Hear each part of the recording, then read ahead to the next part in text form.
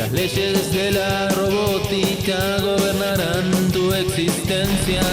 Inadaptados del mundo entero cantan su himno por primera vez.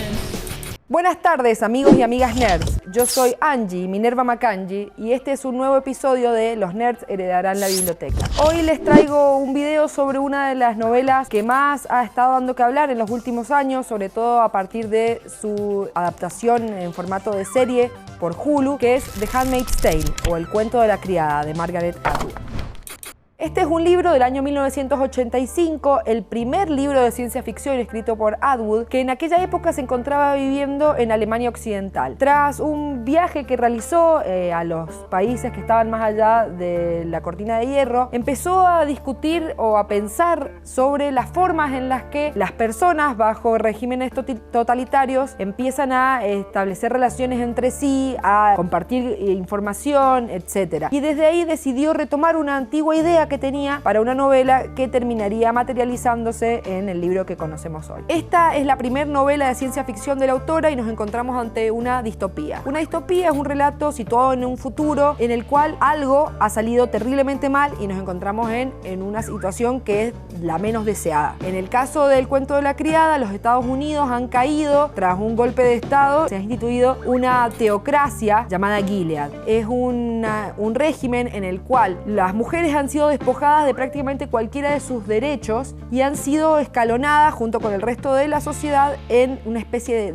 de casta. La casta principal, que es de hombres, son los llamados comandantes, los hijos de Jacob, que son aquellos personas de poder que de alguna manera podríamos decir son los gobernantes, más allá de que la forma de gobierno nunca está realmente clara, ni siquiera en su adaptación en forma de serie. Los comandantes están casados con esposas, que digamos ese es el término de la casta. Cada una de las castas se diferencia claramente por los ropajes que usan. Las mujeres van vestidas de un celeste que tiene referencias sobre todo a los ropajes de la Virgen María, y en general tanto comandantes como esposas aparentemente son estériles. El gran descenso en la natalidad en todo el mundo es lo que ha llevado a esta institución de esta teocracia, y lo que se ha decidido es separar a las mujeres fértiles para que de algún modo cumplan una labor para el Estado como incubadoras humanas, podríamos decir. Estas son las criadas. Las criadas utilizan ropajes rojos, en parte para relacionarlos con la sangre, para relacionarlos con María Magdalena en el relato bíblico, y también claramente para que sean bien distinguibles en caso de un intento de escape. Haciendo referencia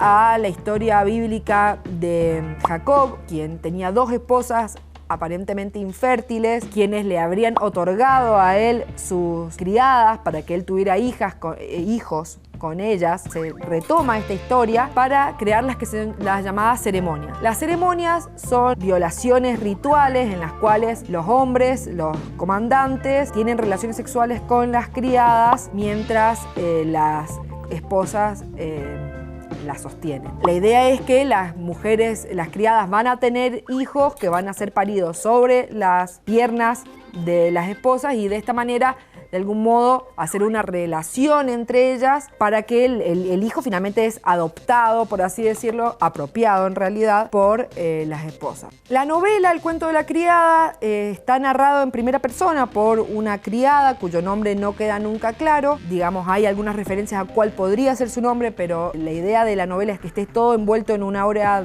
de ambigüedad, sobre todo porque las criadas, al ser convertidas en criadas, pierden sus nombres y pasan a llamarse según el comandante al que han sido asignadas. En este caso, la protagonista es Ofred. Para quienes conozcan la serie de televisión, hay muchos elementos que obviamente se repiten, sobre todo las instituciones que aparecen, la forma de organizar la sociedad, pero la gran diferencia entre la novela y la serie es que la novela está solo centrada en el personaje principal, no tiene mucho sobre las historias secundarias que sí vemos en la serie de otros personajes, sobre todo personajes femeninos, pero también algunos masculinos, y es mucho menos clara, es mucho más ambigua, pretende permanentemente hacernos dudar sobre los recuerdos que el personaje principal tiene sobre su vida anterior, son reales o no, cuánto tiempo ha pasado. Todas estas cosas en la serie han sido dejadas de lado en pos de situar los hechos en un futuro muy cercano al nuestro y un poco hacernos sentirnos relacionados con el personaje principal, en tanto que es una persona tal como nosotros que de repente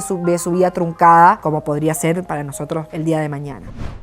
La serie y la novela ambas tienen una cuestión que fue planteada por Atwood desde el principio, que es que nada de lo que sucede no ha sucedido en algún otro momento de la historia. Entonces ella claramente hace una relación con los hijos de desaparecidos en la Argentina, apropiados, como es el caso, digamos, de los hijos e hijas de las criadas. Las formas de organización, lo que se deja entrever, están todas sacadas de algún hecho histórico anterior. Y bueno, como ya comentábamos, el mismo idea de la criada está tomado de un relato bíblico. Otro de los elementos diferenciadores de la serie es que esta construcción de una especie de universo expandido del cuento de la criada, en el cual personajes que en la novela son mencionados al pasar pasan a tener todas su propia historia de fondo, sus propios conflictos. Este es el caso particular de la amiga de la protagonista, que es Moira. Es una muchacha que en la novela apenas aparece y en la serie es un personaje protagónico. O Serena Joy, que es la esposa para la cual ella, digamos, a la cual ella ha sido asignada. Y esto es un elemento que se va a mantener en la continuación de la novela.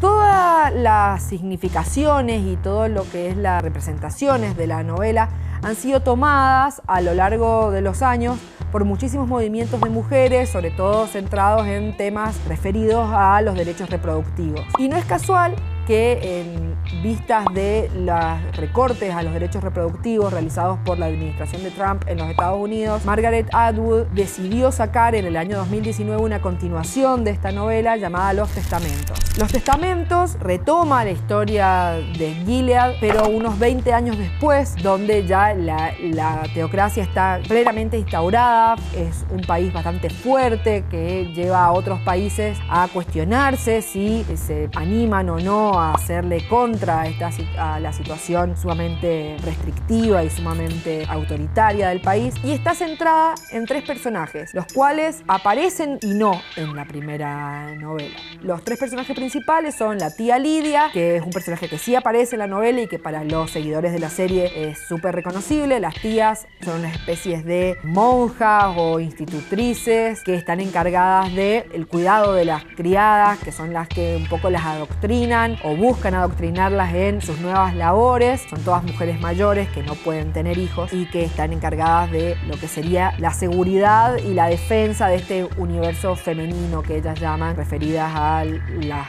criadas. Los otros 2 personajes son 2 chicas jóvenes, una criada en Gilead que ha vivido como hija de un comandante y una esposa toda su vida, y la otra en Canadá, que es el país desde donde se maneja todo lo que sería la resistencia a Gilead. Y no puedo avanzar demasiado en la historia sin que haya spoilers, así que vamos a dejarlo ahí, sobre todo porque es un libro que salió en septiembre del 2019, así que es súper reciente. Lo que sí puedo adelantar es que va un poco a trabajar el hecho de la caída de los regímenes autoritarios y cómo eso puede o no ocurrir y cuáles son las condiciones que tienen que darse. Para quienes vean la serie, recomiendo igualmente leer los libros porque realmente aportan todo otra mirada, otros sentimientos con respecto a la misma historia, sobre todo la secuela, que muy probablemente no vayamos a ver materializada en la serie de Hulu, ya que muchos de los personajes que son importantes para los testamentos transcurren otras tramas en la serie y probablemente no vayamos a verles el mismo resultado final.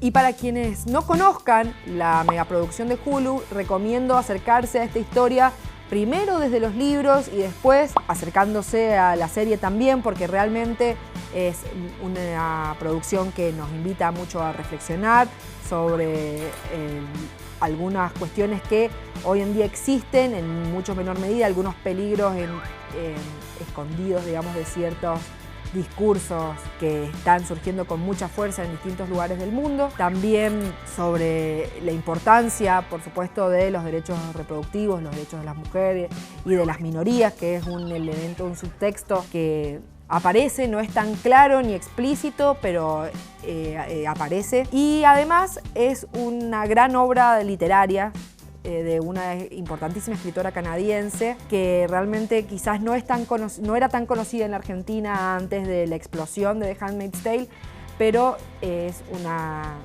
prolífica escritora. Esto fue otro episodio de Los Nerds Heredarán la Biblioteca.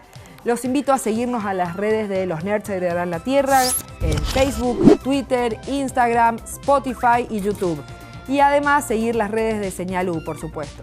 Yo soy Minerva Macangi y me despido hasta un nuevo episodio. ¡Chao! Las leyes de la robótica gobernarán tu existencia. Inadaptados del mundo entero cantan su himno por primera vez.